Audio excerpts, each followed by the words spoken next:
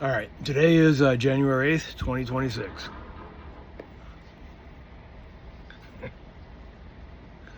This is a new phone, but I hardly ever use it.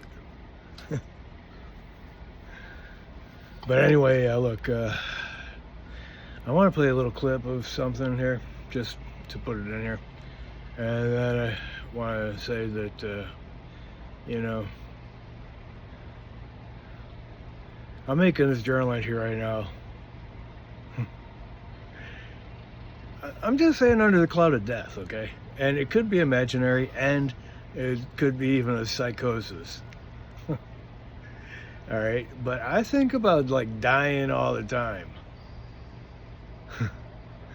Dying of a heart attack, dying of different things that would take longer than a heart attack. Anyway, look, I go to the doctor every year. I have a checkup, and they look at every system in my body, and we have multiple systems. I don't know them all by heart, but I know we got the endocrine system, we got the nervous system, we got the cardiopulmonary system, we got the one for the bones, and I can't remember what the name of that system is. Okay, we got a lot of different systems, and they take a look at all your systems, and that's how you can kind of prognosticate how you're gonna live and stuff, and how your end days could be and stuff like that. But it just so happens that there are people, all right, that exercise every day. Like it could be like a guy that is a marathon runner and runs, like, I don't know, at least a few miles every day. And they can fall over with a heart attack. I've seen it happen before. But I don't know all the details. Like, I don't know if they're, like for me, my cholesterol, like if I didn't take anything to lower my cholesterol, I probably would have already had a heart attack. Because my grandpa had a heart attack when he was like in his 50s. And then and he had a massive heart attack.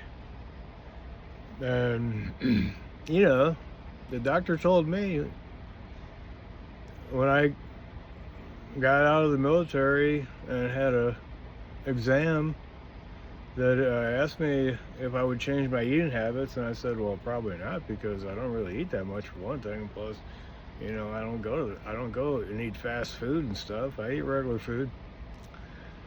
And he said, well, then just take this. And so, I don't know, for a long time I've been taking something for cholesterol. So I should be good, on that front, as far as I know. But look, brain cancer got my dad. He only had a year before he died. He didn't even know he had brain cancer until the end. Anyway, so that being said, okay, I do have something very important that I want to say. In fact, I was thinking about, writing it to my son Isaac, because I have written in this book right here.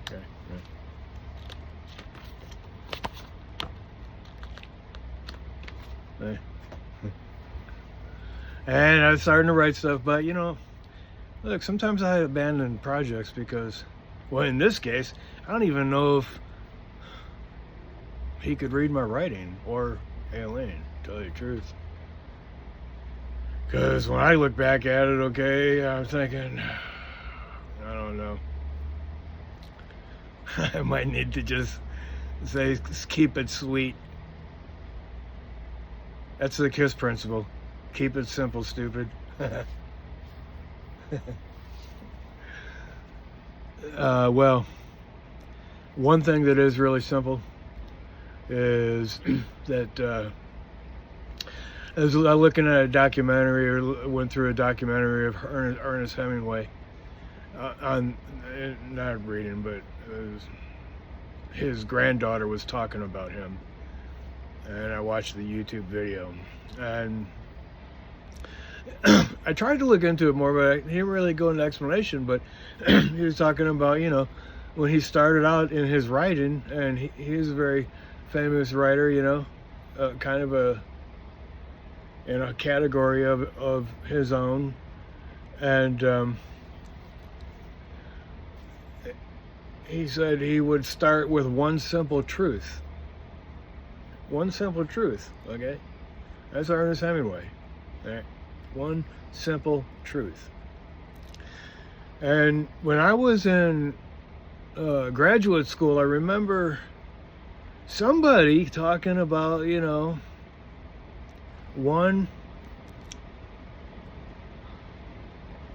just saying one thing, okay, and Karl Barth, I remember studying Karl Barth. He would expound upon one word, okay? And Soren Kierkegaard, okay? He said that that purity of heart is to will one thing. All right? That goes along with the keep it simple, stupid, all right? Principle, all right? And the sutra is to try to get something down to the basic, to one pithy statement, okay? The smallest statement that you can use to express the most profoundest of all truths. And so, anyway, so sometimes I try to regress back into something that will help me just to keep it more simple. But anyway, we'll see how it goes. But I was thinking that if I did write in that book, I would write this one thing, okay? I would say to my son Isaac that I did try to give you more than just a wallet of cash and a car. Okay, I did try to give you more than that.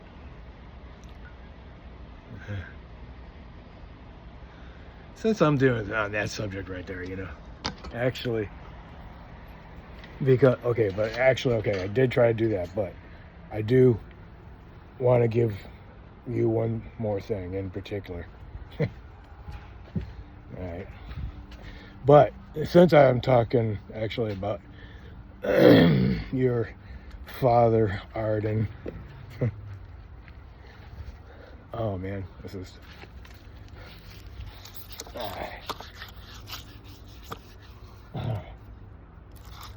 But, all right, look, it's dirty. You know what? Cause I gotta clean it.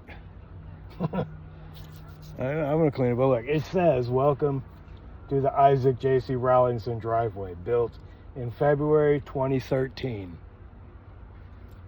The year by noble gesture he raised the road for us all." Alright, what that says. Look, I had that engraved into granite. Cost me over $100. A cemetery place did it for me. And that was because when I gave him a wallet of money, he sent it back to me. Said that he was just going to work for it. Anyway, so I made that. Because I used the money to get the driveway, have truckloads of lime rock come in and some gravel. Because out here, when it would rain, people could get stuck. And my daughter got stuck a lot. So, anyway, the thing is that I want to say is, because I've been thinking about it very seriously and heavily, and that is that I believe now. It seems like my chair is off level.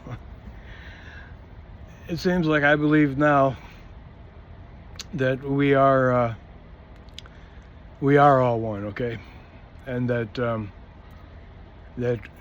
humanity is one. This is the law of Sun Tzu, and of course expressed as in the military. And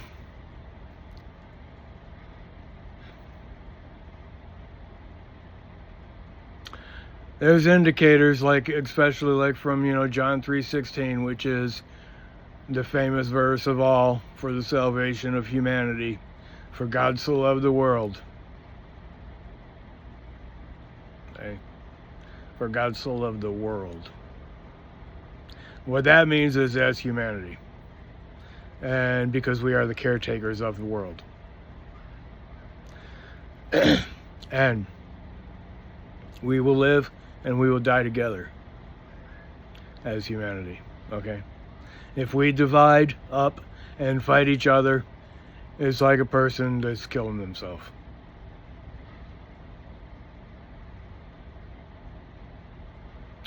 And we can't really say that God hates us, okay, because we have a chance. And I think to take this concept even further, okay, because I believe that humanity is one. Okay, humanity is one. It's one species of living things. Humanity is one. Okay, it's one solid block.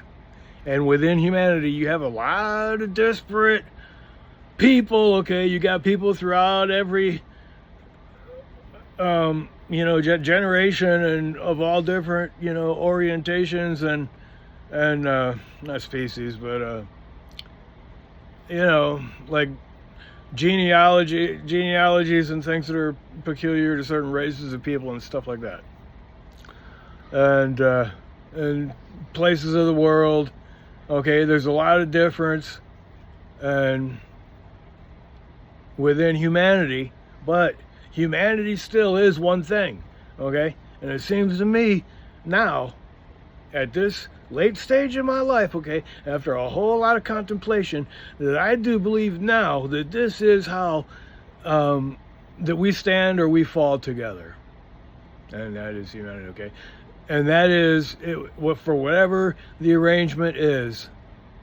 Okay, because I'm not saying like every individual is either going to go to heaven or going to go to hell anymore. No, we're going to all be judged together. Anyway, I never really did believe in the concept of hell after in the third grade I did, because that's when I actually repented of my sin in the third grade, and I cried at the altar, and the preacher preached a sermon about hell, and I seen the flames of hell. Okay, and I cried for my sin. I was in third grade. All right, so.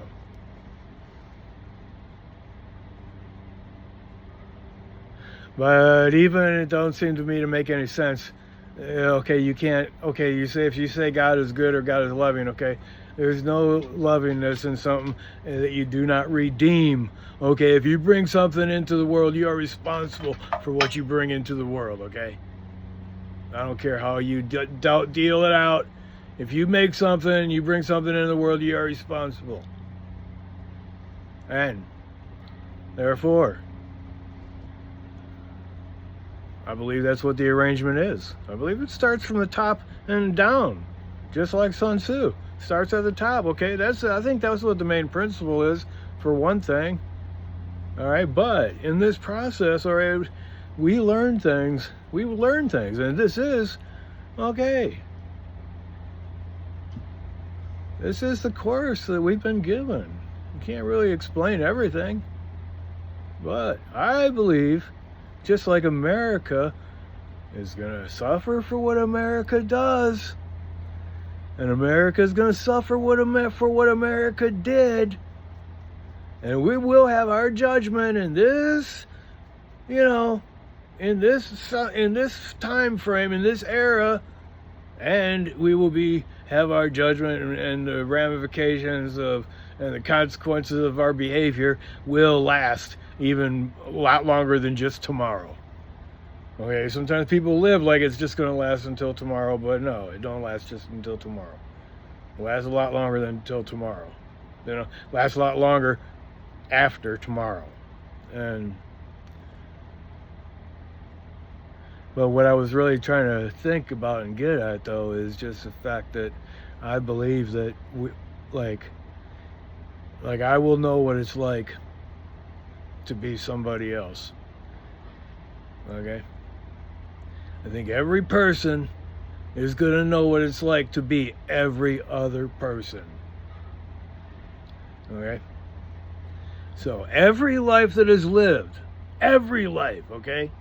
And there's a lot of different kinds of lives that are being lived. And some of them are bad, some of them are treacherous, some of them are kind, some of them get injured because they've been kind. Some are tricked. Some are defeated in battle. Some are fighting for a good cause, but in the end they just weren't strong enough. And they have to die in doubt. But, the Buddha said that there's only three things that are guaranteed to rise: the sun, the moon, and the truth. So,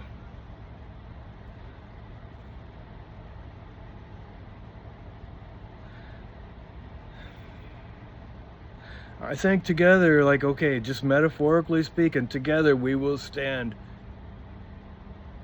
as America, as one group of people, and we will be judged together, and I will be responsible for my neighbor, and my neighbor will be responsible for me.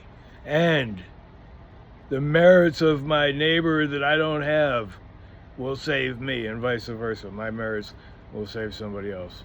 So that's why I always try to always be meritorious. Well, I got way off. Okay, this is not really what I would be saying to my son Isaac. Okay, what I want to say to my son Isaac is simply that, look, I have to still. I had it in my head real good, but I have to try to think about it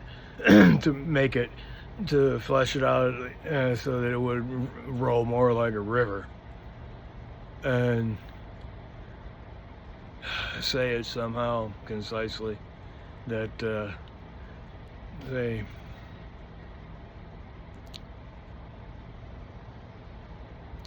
I believe that the way that this arrangement is going to work out is that we are going to know what it's like to be each other in the end. And each one of us are going to know what it's like to be everyone else, because we are one. And now, I don't know, like, look, maybe we actually are one.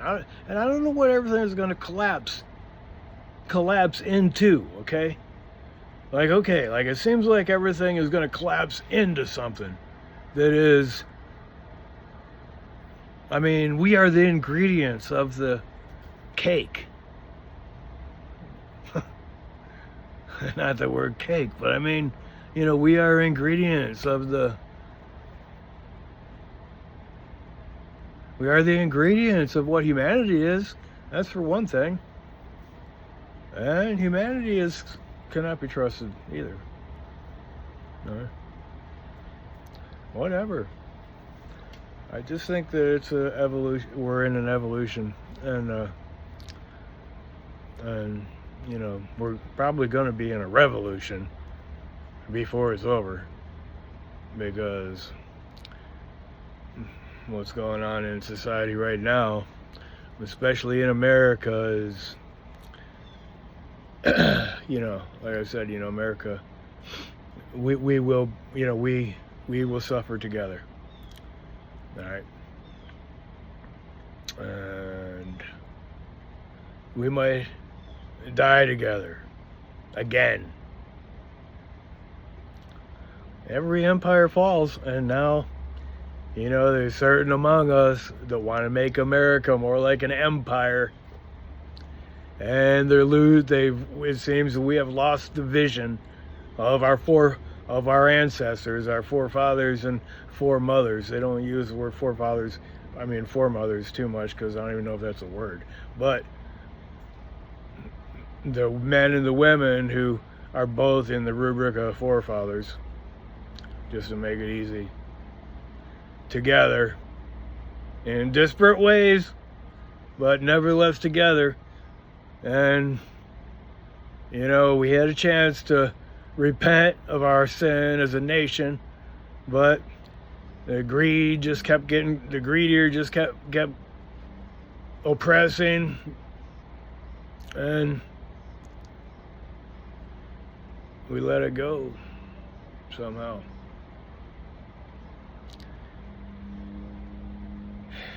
But to my son Isaac, if I could just say that, look, this is the discipline that you have in the military. This is what I had, and this is why I'm saying it, okay? We will be punished together. And I hope that this is something that I can say as a gift, and that you would, you know, kind of take it to heart, because, you know, I would like your daughter Arden to also know this truth, that we will be rewarded and punished together. All right. So that's why it's always important to try to help other people to be right. No. That's so okay, look.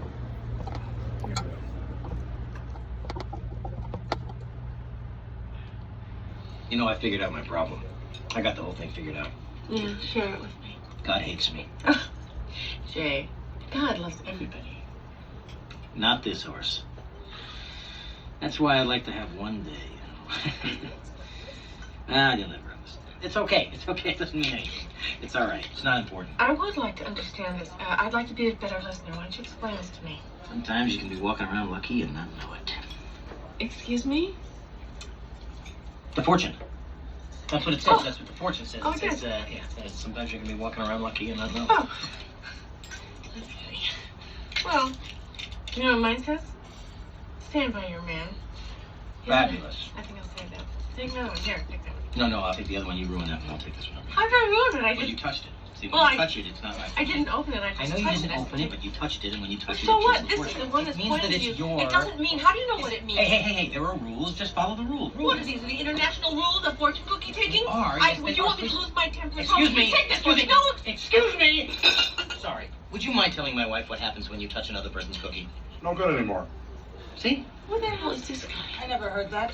What? You see, you have to open the cookie. That's not true. Oh, yeah, then it's your fortune. No. You gotta open it. What are you, an authority? Stop it, eat your dinner. No, you gotta eat it. If you don't eat it, it doesn't count. No, you can't eat it. It's only a cookie. It is not just a... Okay, so, okay, I stopped at a good time. And one lady said, it's only a cookie. So, that's what I'm going to call this one. It's only a cookie, because, for what it's worth. Alright.